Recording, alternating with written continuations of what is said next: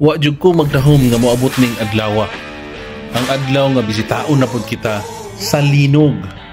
Kung mahinumduman nato, tuig 2019 gibisita kita sa maong bulan na gihapon.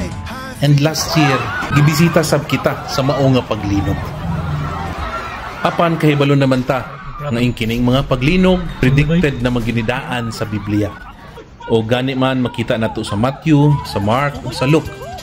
Na sa mga ulahing mga adlaw, mabati nato ug madungog nato ang mga pagyera, adunay mga kagutom, adunay mga konflikto, ug adunay mga paglinog nga mahitabo sa ato ang lugar.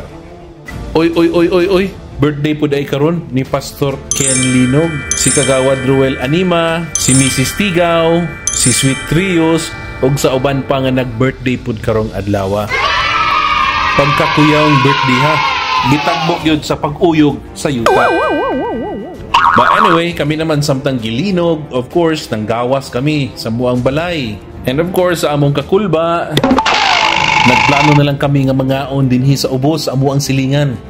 Sa Lanis nga Eat All You Can.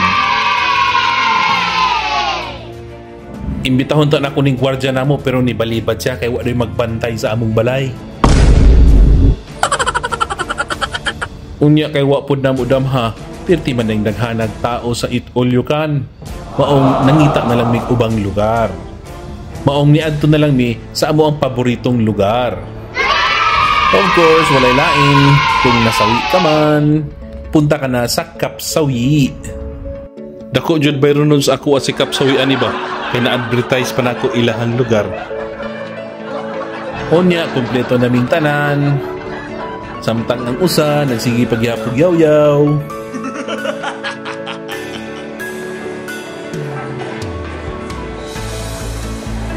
Of course, pampawala sa mong kulba, syempre, kaon.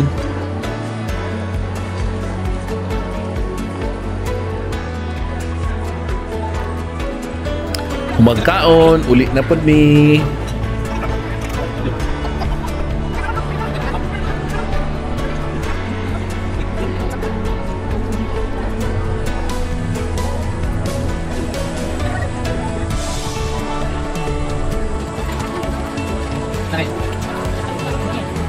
Inag-abot sa balay, syempre, pahulay. Unya pagkagabi, kumpleto na pod ang tanan.